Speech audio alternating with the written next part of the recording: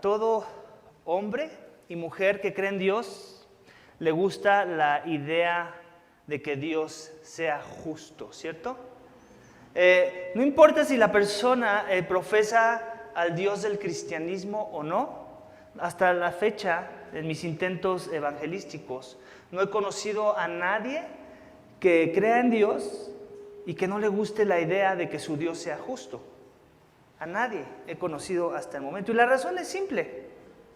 La justicia es algo bueno para los hombres, es algo que nos beneficia, especialmente cuando sabemos que seremos tratados con injusticia o que estamos siendo tratados con injusticia. Por eso nos gusta la idea de que al Dios que adoremos sea un Dios justo que haga valer la justicia. Iglesia, en nuestra sección de texto que acabamos de leer de Salmo 119 esta mañana, vamos a encontrar este énfasis del carácter de Dios como un ser justo. La Biblia está repleta de pasajes que nos permean en nuestra mente esa idea de que Dios es un juez justo, es el juez más justo de toda la tierra, el que no va a dar por inocente al culpable. No hay nadie más justo que Dios. Sin embargo, iglesia, contrario a la justicia de la mayoría que cree en un Dios, el Dios de la Biblia se revela por medio de su palabra como un Dios con justicia perfecta. De forma que no nada más es un Dios justo, es un Dios justo y su justicia es perfecta, la cual no puede ser diluida o pasada por alto. Y es por eso que muchas personas que dicen creer en Dios, y aún en un Dios que es justo, no siguen al Dios de la Biblia. Ya que ellos están contentos con la idea de que Dios traiga justicia a sus vidas, pero no están contentos con la idea de que Dios haga justicia en contra de lo malo, en contra del pecado, en contra de los pecadores. ¿Te das cuenta? Hay un doble estándar ahí. Quiero un Dios justo, sí, para que Él haga valer justicia en contra de aquellos que son injustos en contra mía, pero cuando se trata de que yo tengo que también ser medido bajo ese mismo estándar, ya no quiero ese Dios. Ya es un Dios que me incomoda. De forma que decir que yo creo en un Dios justo se convierte en una declaración meramente relativa, salvo que definamos bien nuestros términos, para así determinar a qué nos estamos refiriendo con esta idea que está en nuestras mentes de que Dios es un Dios justo. ¿Creo en un Dios justo que tiene que hacer justicia a mi favor solamente? ¿O creo en un Dios justo que tiene que traer justicia en contra de todo aquello que Él califica y define como injusto? ¿Te das cuenta de la diferencia? Así que esta mañana tú estás parado en uno de esos dos. Creo en un Dios justo que quiero que traiga justicia sobre mi persona en contra de los que son injustos hacia mí. O quiero un Dios justo que simplemente tiene que medir con la vara de justicia todo lo que Él califica como injusto. La única forma, iglesia, de entender el carácter justo de Dios, para poder entender cómo es que Él ejecuta su justicia, la vamos a encontrar en su palabra misma. Decir que creo en un Dios justo es un término muy genérico y puede significar cualquier cosa. Lo que define el carácter justo del Dios de la Biblia lo define su palabra. Es a la luz de su palabra, iglesia, que podemos definir la justicia en los términos de Dios. Para así poder yo entender justicia y obtener los beneficios que esto conlleva para la vida de los hombres. Esa es la única forma. Yo defino justicia en base al carácter del juez más justo. Yo no voy a permitir que cualquier cosa o persona defina justicia. Si esa persona no es justicia o justo en esencia misma, solo Dios lo puede hacer. Y por eso es que nos ha dado su palabra para que lleguemos a conclusiones claras de la justicia que Él quiere que nosotros entendamos en nuestras vidas. El título, iglesia, de mi mensaje esta mañana es el siguiente. Y lo tienes en la pantalla. Dios es justo, su palabra eterna y verdad. El que la entienda, vivirá. Dios es justo, su palabra eterna y verdad. El que la entienda, vivirá. Suena como una rima, como un acertijo, ¿cierto? Pues aunque suene gracioso, en realidad esa es la verdad. Si tú entiendes la justicia de Dios, tú vas a vivir. Y por favor no me vayas a decir como los fariseos, ¿cómo te atreves a decir eso si yo estoy vivo? Bueno, de eso vamos a hablar un poco más adelante. La definición de justicia solo puede venir de alguien que en esencia es justo, y como veremos en el texto esta mañana, esa persona es Dios, quien por medio de la palabra nos revela su carácter y su justicia con la esperanza de que podamos entender esas cosas para vivir vidas en los términos de Dios y no en nuestros propios términos. Versículos 137 al 144 nos va a dar 8 respuestas sobre quiénes son los que entienden la palabra de Dios. ¿Quiénes son los que entienden su justicia a la luz de la palabra de Dios? Así que si tienes nuevamente tu Biblia, acompáñame a leer el primero de ellos en versículo 137. Nuevamente, dice, justo eres tu Señor y rectos tus juicios. Has ordenado tus testimonios, perdón, hasta ahí. Justo eres tu Señor y rectos tus juicios. Según lo que leemos en el pasaje, iglesia, voy a proponer esta como la primera respuesta. ¿Quién es el que la entiende? El que entiende su carácter. Justo eres tú, Señor, dice el texto. El que entiende que Dios es justo, pero que al mismo tiempo entiende que Él es Señor de la justicia. De forma que no importa cuánto me convenga otra definición de justicia que esté rondando por ahí. La definición de justicia que debo yo estar buscando y someterme es esta definición de la justicia de aquel que es Señor sobre todo y que en esencia su carácter es justo. Dios es quien dicta sus juicios y en todos ellos hay rectitud, nos deja ver el texto.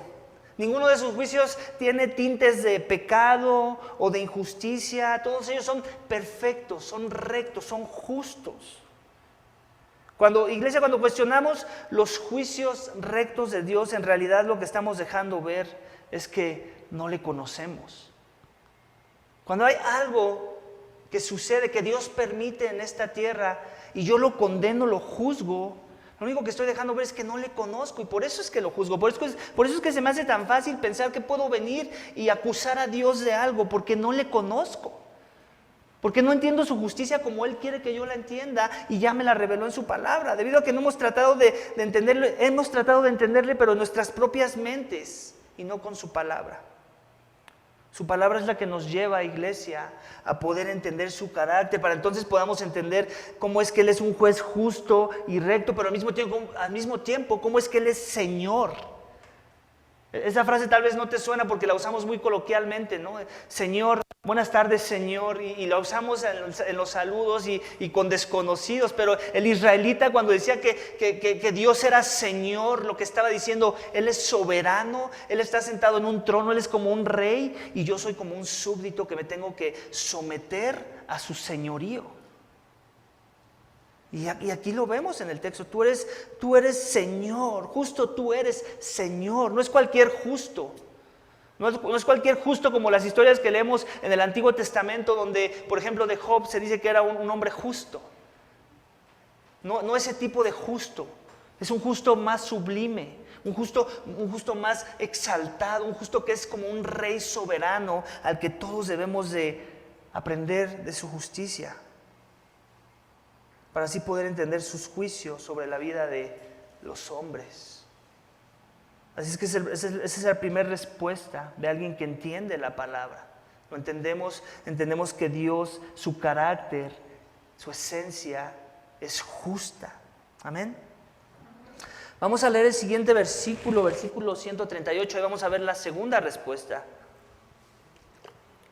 Dice, has ordenado tus testimonios con justicia y con suma fidelidad. ¿Quién la entiende, iglesia? ¿Quién la entiende? Según esto que acabamos de leer, el que entiende su justicia. Dios es justo, ese es un aspecto que emana de Él, que es su esencia, pero Él como en su esencia ejecuta cosas. ejecuta acciones y dentro de esas acciones está su justicia. Entonces, quien entiende la palabra de Dios, quien entiende a Dios y su palabra en su justicia, entiende que Él entiende su justicia. Puede pasar que, por ejemplo, en tu vida hayas tomado decisiones y hablado cosas que revelan tu carácter injusto y tus caminos torcidos a los ojos de los hombres. Puede pasar. Pero eso a Dios no le sucede, iglesia. Él, como el ser más justo de toda la tierra, ha ordenado todo lo que Él ha decretado.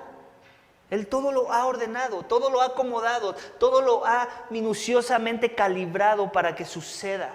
Sus decretos, sus testimonios, con suma justicia. Ha tomado cada decisión desde que creó al primer hombre o a la primer criatura que Él haya creado, hasta la última en su mente, mostrando fidelidad a sus planes que para siempre son perfectos y su carácter siempre es justo. ¿Te das cuenta? Él no es como nosotros de que hago A o B. No, Dios nunca ha tenido un plan B. Él nunca, pienses en Dios como alguien que tiene que recalibrar sus pensamientos y retroceder y dar un paso atrás y volver a pensar si está haciendo bien lo que está haciendo. Ese no es Dios, ese no es el Dios de la Biblia. Nunca nada ha salido de las manos de Dios como para que lleguemos a la conclusión de que ordenó algún evento donde trajo como consecuencia injusticia o infidelidad a sus planes o propósitos eternos. Nunca. Ese no es el Dios de la Biblia. Tal vez era el Dios de los paganos, o el Dios de algunos que profesan tal vez al Dios de la Biblia, pero que siempre dudan de por qué Dios está haciendo las cosas o está permitiendo las cosas que están pasando. El Dios de la Biblia no es así, amén. La siguiente respuesta, iglesia, en versículo 139, acompáñame a leerla. Dice, mi celo me ha consumido porque mis adversarios han olvidado tus palabras. Mi celo me ha consumido. ¿Por qué? Porque tus adversarios, los adversarios de Dios, han olvidado las palabras de Dios. Iglesia, si alguien modeló que entendía la palabra y la justicia de Dios, fue nuestro Señor Jesucristo. Los evangelios nos pintan la escena de un Jesús consumido por celo santo cuando vio a los cambistas y a los comerciantes profanando el templo en Jerusalén. No sé si estás familiarizado con la cita. ¿Por qué? Porque ellos lo convirtieron, este templo que Dios propuso como un centro de adoración, como un lugar de oración, ellos lo convirtieron en un mercado. En un mercado en donde no dominaba un ambiente de oración, sino un ambiente de avaricia. Y eso le provocó a nuestro Señor Jesucristo un celo santo. Cuando leemos en la palabra de Dios y por gracia discernimos su carácter y la justicia de sus testimonios, entonces imitamos a Jesús. Y como Jesús somos provocados a un celo santo cuando vemos que los adversarios de Dios olvidan las palabras de Dios. Somos llamados a imitar la compasión de Jesús, a imitar el perdón de Jesús, pero también somos llamados a imitar las cosas que pareciera que nos dieran un tinte donde Él cayó en un pecado, pero en realidad no es eso. Jesús nunca pecó. Él era perfecto, el hombre más perfecto que ha caminado en la tierra y mostró en ocasiones celo santo. Muchos de los cuales las palabras por las cuales nos tenemos que mostrar un celo santo que otros olvidan, es precisamente por eso, porque las olvidan y a pesar de eso, y no nada más eso, se jactan de seguirlas. Hay personas que se jactan de seguir las palabras de Dios. Y lo que debe provocar al cristiano cuando ve que eso no sucede es un celo santo de decir, no seas mentiroso, ese no es mi Dios, ese Dios que tú profesas no aprueba de tus acciones. Su palabra contradice tus acciones. Y eso nos debe provocar a nosotros un celo santo, iglesia, como le sucedió a Jesús con los judíos de su época, que estaban ahí bien metidos en el templo, haciendo todo lo que se veía bien a los ojos de los hombres. Pero a Jesús no le importaba que se viera tan bien, no le importaba que se viera un acto muy religioso. Él tenía que mostrar la santidad de Dios y mostrar el amor que Él tenía por Dios en un celo santo. Iglesia, cuando en verdad entendemos la palabra, esto provoca en nuestros corazones, los corazones de los que han sido avivados por Dios, un celo santo que nos consume cuando alguien quiere dar un énfasis a cosas que la palabra no da un énfasis, o cuando alguien quiere minimizar las cosas que la palabra exalta y da un gran énfasis. Así debe ser. Un celo santo. ¿Por qué? Porque Dios está en juego, porque su reputación está en juego, porque su carácter está siendo mal representado. Y quiero aclarar eso, que un celo santo puede venir acompañado de airamiento por la injusticia de aquellos que tuercen la palabra. El apóstol Pablo en Efesios 4:26 les dice esto a los efesios. Olvídate un poco del contexto, con todo y que a mí no me gusta olvidarme del contexto. Simplemente esta frase no necesita contexto. Simple dice, airaos, pero no pequéis. ¿Qué está diciendo Pablo? Airaos, o sea, está permitido airarse, pero también está diciendo hay unas medidas, hay un patrón que hay que seguir. No pequéis en tu airamiento, que básicamente fue lo que hizo nuestro Señor Jesucristo cuando lo vemos airado en algunos textos. Él se airaba y en medio de su airamiento no había pecado, había un celo que lo consumía.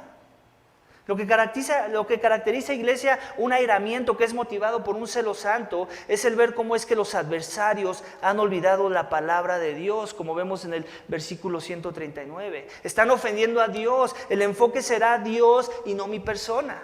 Tenemos que aclarar. Dios, su carácter justo y santo y no la injusticia que está sucediendo en mi contra.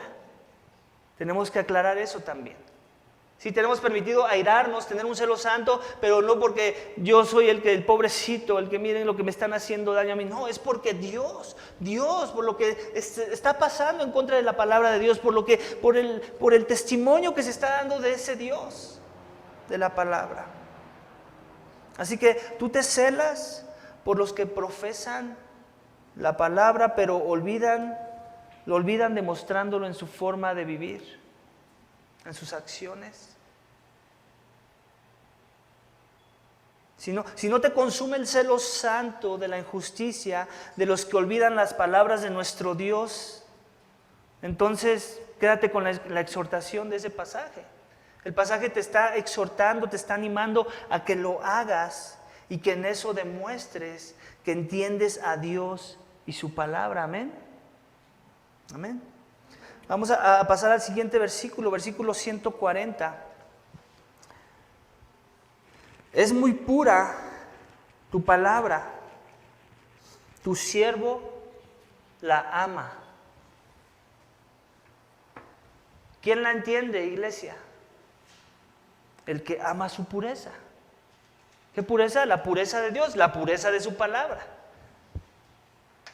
El otro día estaba yo lavando mi pecera y una de las cosas que yo hago para sacar el agua sucia que ya está puerca de la pecera es que uso una manguera, la cual tengo que sacar con mucho cuidado, ya que lo que hago es succionar de uno de los extremos, el otro extremo lo pongo donde está el agua y tengo que ser muy hábil a la hora de quitar mi boca de ahí, porque el peligro es que ya te imaginarás y que ya me pasó una vez y créeme que es detestable, que termines probando un poco de la pipí de tus peces. Pero eso no y esa agua, te soy honesto, no me atrae. ¿No? Es algo que es por el servicio que tengo que hacer a mis peces, pero en realidad si tú me invitas un vaso de esa agua, yo lo vería como una ofensa. Pero existe el agua embotellada, ¿cierto? Como esta. ¿A quién con sed no se le antoja un trago de esta agua? Se ve pura, ¿cierto? Se ve limpia, es algo que me atrae. La impureza no la aprecias y por eso te atrae. Pero si tú vieras la pecera que yo lavo, ya cuando le toca lavarla, no te atraería en lo absoluto esa agua. Y así es con la persona de Dios, iglesia. El texto que acabamos de leer dice, es muy pura tu palabra y tu siervo la ama. Yo amo tomar de este tipo de agua. No amo en lo absoluto tomar el agua de mis peces. El corazón, iglesia, que ha sido avivado por Dios, ve la palabra de Dios como esa agua embotellada, la cual anhelas cuando tienes mucha sed y la cual quieres beber hasta saciarte. La ama y nunca duda de tomarla. Nunca duda porque no ve en ella impurezas. No ve nada impuro en ellas, como si lo verías en el agua de mi pecera. Así es la palabra de Dios. Es pura toda ella. ¿Por qué? Porque viene del ser más puro del universo. El ser más limpio. El ser con las intenciones más puras que puedan existir. Iglesia, cuando entiendo en verdad la palabra de Dios, la veo toda pura y deseable. Por eso la amo. Porque no veo alguna señal de impureza en su esencia. Toda es pura y de provecho, como diría Pablo en 2 de Timoteo 3:16. Lo voy a leer, no vayas para allá. Dice esto a Timoteo: toda la escritura es inspirada por Dios, útil para enseñar, para reprender, para corregir, para instruir, a fin de que el hombre de Dios sea perfecto, equipado para toda buena obra. Así de pura es la palabra del Dios de la Biblia, que te puede hacer perfecto en toda buena obra, si la sigues, si te sacias de ella, si la consumes. Así que dices que entiendes la palabra, o la amas porque la amas porque ves en ella pureza perfecta que te invita a tomarla. ¿O eres de los que cuestiona su pureza cuando las cosas que esta demanda de ti ya no te convencen tanto o ya no apoyan la perspectiva y la convicción que tú creías que era buena para tu vida? ¿La amas porque se acomoda a tu cosmovisión de la vida? ¿O la amas porque es pura y porque purifica tu cosmovisión de la vida? Porque por naturaleza entiendes que nuestra pureza mental no es tan pura como pensamos que es. Y todo el tiempo necesitamos estar filtrando todo pensamiento, todo deseo a la luz de la pureza de la palabra de Dios, para entonces tomar decisiones que glorifican a Dios en su palabra. Amén. Versículo 141, vamos a ver la siguiente respuesta. Dice: pequeño soy y despreciado, mas no me olvido de tus preceptos. ¿Quién la entiende, iglesia? El humilde que la vive. El humilde que la vive. Tristemente, iglesia, me sucede, y espero también te suceda a ti, si eres un hijo de Dios, que cuando veo a alguna persona que dice entender a Dios y su palabra, pero que lo que me transmite cuando comienzo a tratarla es más arrogancia que humildad, inmediatamente dudo de cuánto en verdad esta persona entiende lo que dice que entiende. Ya que el ver que en verdad entiende, comúnmente lo vas a ver reflejado en una actitud de humildad. Humildad es la clave. No jactancia de entenderla, no buscando traer atención a mis estudios teológicos o a los cursos que he tomado o a las iglesias que he visitado o a los pastores que yo escucho entre semana. Eso no refleja humildad. Cuando la entendemos, iglesia, la humildad que ésta provoca en nosotros nos lleva a vernos pequeños, como vemos en el texto. A que esos aires de grandeza con los que nos manejábamos antes se conviertan en aires pero de humildad ahora. debido a que la palabra nos mostró nuestra verdadera identidad. Cuando nos vimos en ella como si fuera un espejo y vimos cuánto no nos parecíamos. Nosotros parecíamos como un hombre deforme frente a ese espejo de la palabra perfecta y pura de Dios. Y nos mostró cuánto necesitaba ser conformado en nuestras vidas. Nos humilló al punto de que lo que antes odiábamos, ahora lo amamos, los mandamientos de la palabra. Ahora amamos a ellos todos, sin excepción. Queremos guardarlos en obediencia.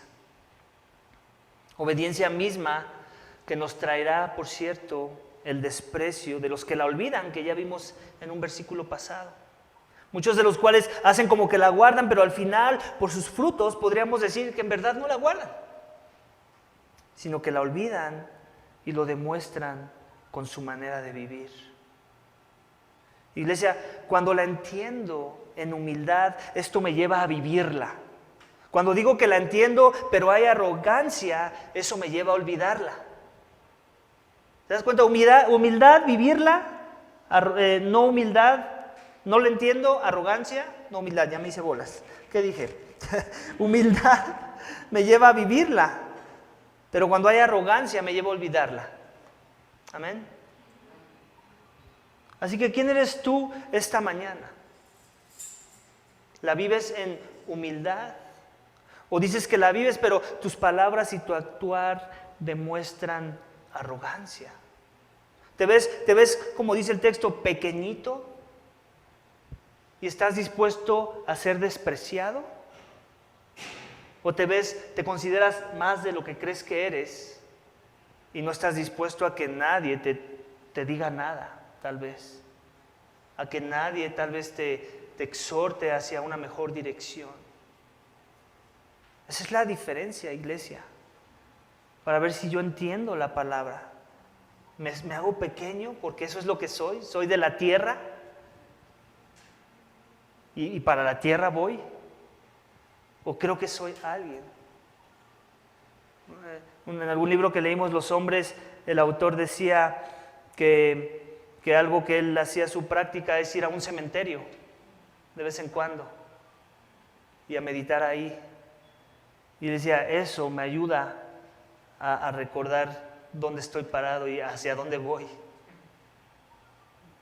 Lo ayuda a mantenerse en un espíritu humilde, de recordar que un día una de esas piedras va a tener también su nombre en un cementerio. Amén.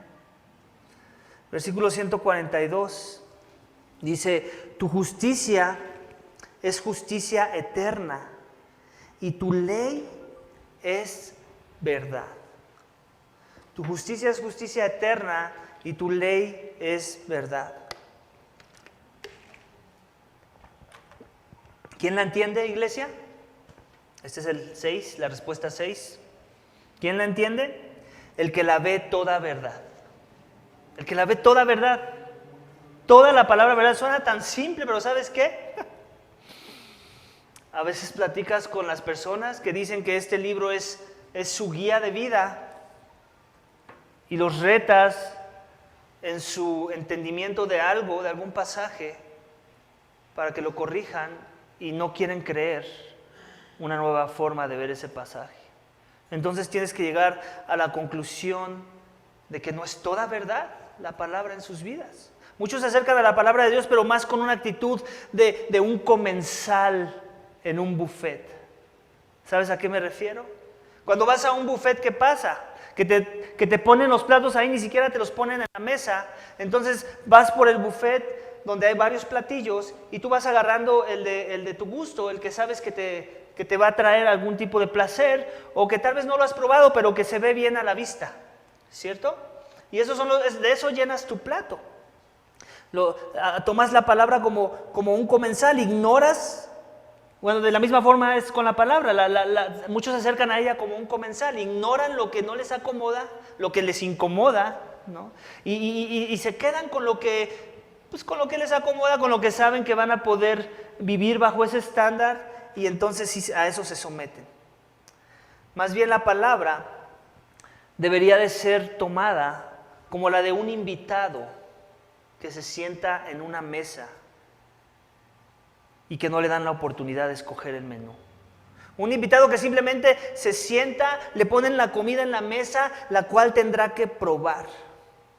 De forma que si ese invitado quiere complacer a la persona que lo invitó, se acaba las verduras, aunque no le gusten las verduras, ¿cierto? Te las acabas. Nosotros diríamos por educación, pero en realidad es porque quieres complacer a la persona que tuvo el gesto de llamarte a la mesa y de que te sentaras a compartir los alimentos con él. De forma que no tienes esa opción como la del comensal que va al buffet. Así es un corazón, iglesia, que ha sido avivado por Dios y que se humilla y que entiende la palabra de Dios. La entiende y lo demuestra en que la ve toda verdad. Nada menos apetecedor, nada menos digno de seguir o de desechar. La entiende porque entiende que él o ella están invitados a una mesa y que como invitado no tienes derecho a proponer qué es provechoso y qué no. ¿Por qué? Porque entendemos que el que nos la da es el mejor chef. Es el mejor chef que nunca se le pasa una pizca de sal. Él sabe mejor lo que es más provechoso para tu alma, ya que Él fue el que creó tu alma. Él creó la eternidad en tu ser. Él nos diseñó y sabe mejor cuál es la dieta espiritual para transformar nuestros corazones y nutrir nuestras almas. Ese es Dios, el chef master, el que nunca se equivoca en la dieta. De forma que cuando nos acercamos a la mesa, a la palabra de Dios, todo lo vemos como bueno y verdad, como lo que necesito escuchar y a lo que me tengo que someter, sin comentarios, sin opiniones, sin excusas que demuestren que no la entiendo. Porque no entiendo el carácter del que me propuso ese menú, que por cierto lo propuso y lo hizo a la medida de los que Él invita a la mesa, el cual no tengo el derecho de rechazar, y cuando la rechazo, sufro las consecuencias de ese rechazo, porque lo que sigue es que ahora he dado luz y cabida al pecado. Amén. Así que ¿quién eres tú esta mañana? ¿Comensal o invitado? ¿Te acercas a la palabra tomando de ella lo que te gusta y lo que no lo desechas? ¿O buscas someterte a todo el consejo de Dios, aun cuando hay cosas que no entiendes, pero que sabes que vinieron de ese chef que sabe lo que es mejor para ti, que te será provechoso a largo plazo? ¿Eres de los que echa a pelear un texto bíblico con el otro texto bíblico y quiere hacer notar que le pareciera que la palabra tiene una contradicción? ¿O más bien eres de los que escucha todo el consejo de Dios, los 66 libros de la Biblia, y los entiende y entiende un texto a la luz de todo el consejo y la revelación divina? De forma que si algo pareciera que tiene una contradicción, más bien me sirvo de los otros textos que me ayudan a reconciliar lo que yo veo a simple vista como una contradicción. Que te lleve a una conclusión en donde no existe contradicción, sino que más bien la contradicción, y lleguemos a esa conclusión, está en mi mente finita que ha sido manchada por el pecado. Amén. Amén. Versículo 143 es el siguiente. Acompáñame a leerlo. Dice: angustia y aflicción han venido sobre mí, mas tus mandamientos son mi deleite.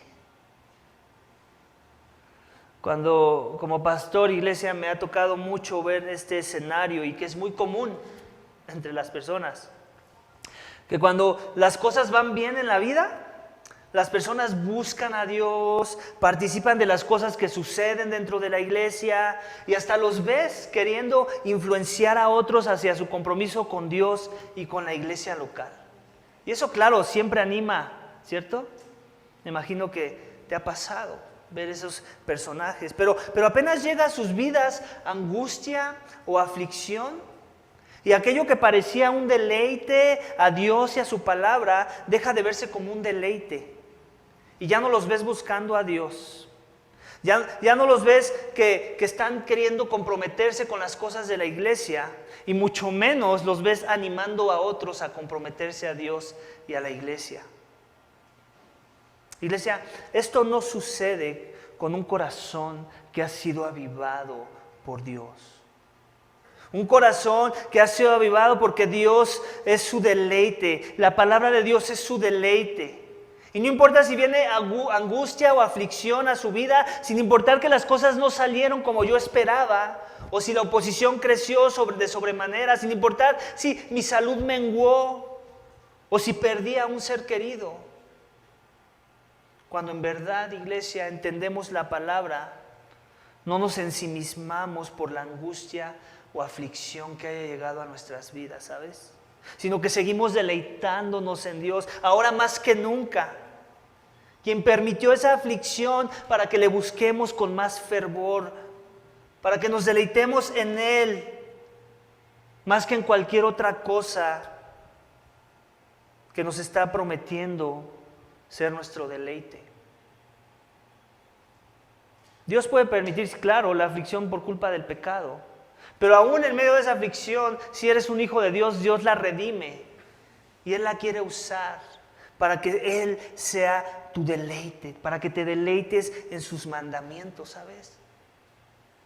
Así que, ¿quién eres tú esta mañana? ¿Eres de los que se deleita cuando las cosas van como esperabas, pero cambias cuando hay angustia o aflicción? ¿O eres de los que demuestra que entiendes la palabra porque hay constancia en ti, en tu deleite? Tu deleite no deja de ser Dios sin importar la circunstancia. ¿Quién eres tú esta mañana? Debido a que no importa si hay aflicción o no, si hay opresión o no, si hay angustia o no, tú sigues deleitándote en el Señor y lo demuestras con tu testimonio y la manera en la que interactúas con tu prójimo. Amén. Último versículo, versículo 144, nos va a dar la respuesta 8. Dice, tus testimonios son justos para siempre. Dame entendimiento para que yo viva. ¿Quién la entiende, iglesia? El que entiende que muere sin ella. El que entiende que muere sin la palabra. La palabra de Dios, iglesia, siempre es justa, siempre es eterna, nunca cambia. Y la razón es porque el carácter de Dios nunca cambia. Muchos piensan que la Biblia nos presenta a dos tipos de dioses muy distintos uno del otro. Unos piensan que el Dios del Antiguo Testamento es más severo, más rígido, como que más enojón, ¿cierto? Y el Dios del Nuevo Testamento es un Dios más amoroso, más condescendiente, más compasivo. Iglesia, el pensar así es no entender la verdad de la palabra de Dios. Ya que el Dios del Antiguo Testamento es exactamente el mismo que el Dios del Nuevo Testamento, no ha cambiado.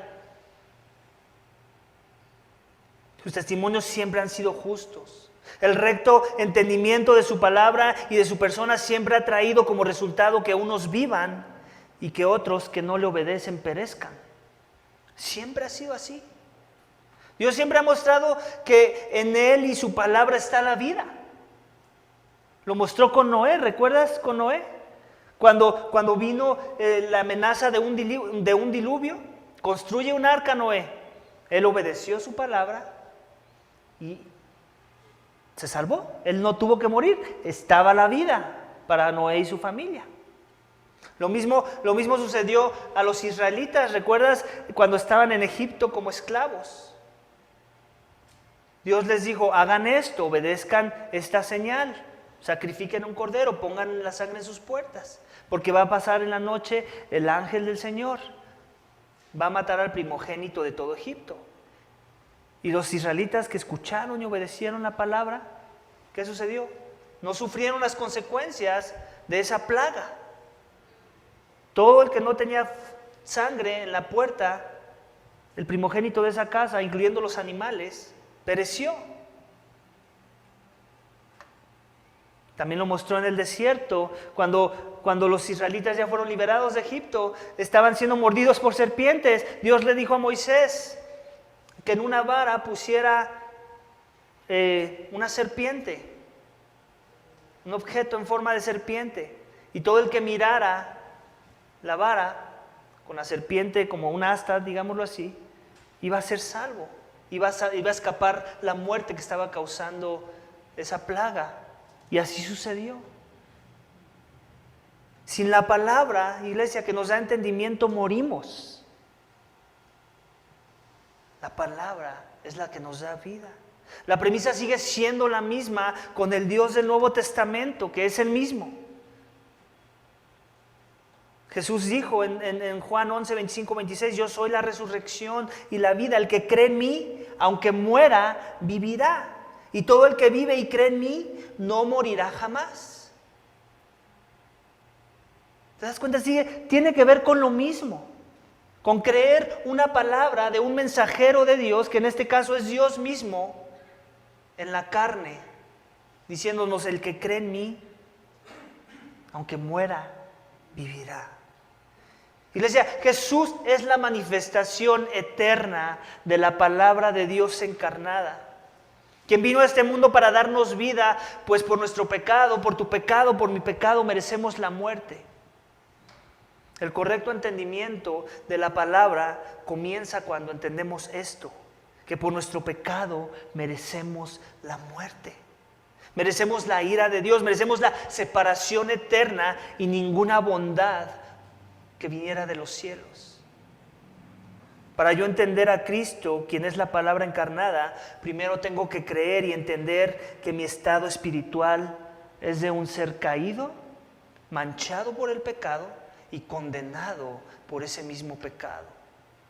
Eso es lo que tienes que entender tú esta mañana si aún no le conoces, si aún no vives para Cristo, si aún Cristo no es tu más grande deleite, si aún su palabra no es lo que más amas porque la ves toda pura. Para entonces poder entender la esperanza de vida eterna en aquel que dijo que era la resurrección y la vida. Para poder confiar en sus promesas de vida eterna que Él ofrece a todo aquel que se humilla y reconoce que no entendía nada del carácter justo y santo de Dios. Alguien que trae justicia perfecta. Jesús quiere darte la vida que promete esta mañana en su nombre si aún no le conoces. Primero quiere que te quede claro que mereces la muerte debido a tu rebelión y tus transgresiones. Él quiere que vivas, pero para eso te pide que mueras. Suena una contradicción, pero no lo es. Él quiere que viva, pero quiere que mueras. ¿Que mueras a qué? A tu percepción de la vida y a tu idea vana de justicia, donde piensas que no eres tan malo y que por eso tus consecuencias no deben ser tan malas como las de morir. Jesús nos dice en su palabra que todos somos malos y que si no nos arrepentimos, de igual forma pereceremos. Jesús quiere que tengamos un correcto entendimiento del peligro en el que nos encontramos para que entonces podamos venir a Él como la solución a nuestra desgracia. Para que entendamos que sin Jesús morimos y como resultado le busquemos. Y es en arrepentimiento y fe que Jesús te está pidiendo esta mañana a que vengas a Él. Fe de creer que Él pagó la muerte que tú merecías en una cruz. Y que la vida que te ofrece, cuando en verdad hemos creído y nos hemos arrepentido, es una vida en la presencia de Dios. Debido a que Él está vivo. Debido a que Él resucitó. Debido a que Él viene a llamar a todo aquel un día, en aquel día, donde venga a resucitar a los vivos y a los muertos. Y te llame a su presencia si has confiado en su palabra. La vida que Él quiere dar a todo aquel que le busca para salvación y perdón de pecados. Si ese eres tú esta mañana, se demanda de ti fe y arrepentimiento. Creer lo que la palabra de Dios dice que eres y venir quebrantado a los pies de Jesús para que por fe en su obra redentora recibas la vida eterna que viene a nosotros cuando nos arrepentimos por nuestros pecados. Así que esa es la invitación para ti esta mañana. Arrepiéntete.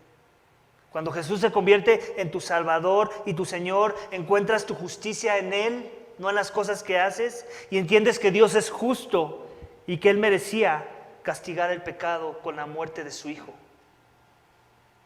como un sustituto. Y si el Hijo no es tu sustituto, vas a tener que pagarlo tú. Y tú no quieres eso.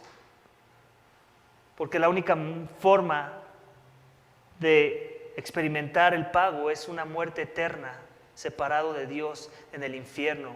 Y ahí se te va a acabar la eternidad porque nunca vas a poder pagar la deuda de haber pecado contra un Dios que es santo, santo, santo. Así es que esta mañana ven a Jesús. Ven a Jesús, ven a Dios, a un Dios que es un juez justo y que ya nos reveló su justicia en el Hijo. Una justicia que nos muestra que nosotros no merecíamos. Una justicia donde lo que merecíamos era la muerte. Dios es justo, su palabra eterna y verdad. El que la entienda, vivirá. ¿Tú la entiendes esta mañana? Mi oración es que así sea. Y que a la luz de lo que vimos hoy, tú puedas humillarte ante el juez justo que ya nos reveló su justicia en la persona de Jesús. Vamos a orar para que Dios nos dé esa gracia. Señor, te damos gracias por tu palabra. Gracias porque, Señor, tú eres justo. Tu palabra es justa. Todo lo que tú has decretado, Señor, ha sido justo, en justicia. Nada ha tenido un tinte de injusticia o un tinte de maldad. Todo ha sido perfecto, santo y justo. La muerte de tu Hijo fue justa, porque Él vino a tomar el lugar de los impíos, los que no conocíamos la justicia de Dios, los que no conocíamos el carácter justo de un Dios santo. Y la única forma de escapar ese juicio es si confiamos en el Hijo. Señor, yo te ruego que si esta mañana alguien que nos escucha por medio de la transmisión en vivo o aquí presente, Señor, si aún no te conoce, quebrántalo. Enséñale que tu palabra son aguas puras y que necesita venir a ti a corregir su definición de justicia, a someterse al juez justo y a aceptar la oferta de perdón por medio de la justificación que es por la sangre de Cristo Jesús. Gracias por este tiempo. Bendice las vidas y los corazones de los que escucharon este mensaje. Te lo pedimos en el nombre de Cristo Jesús. Amén.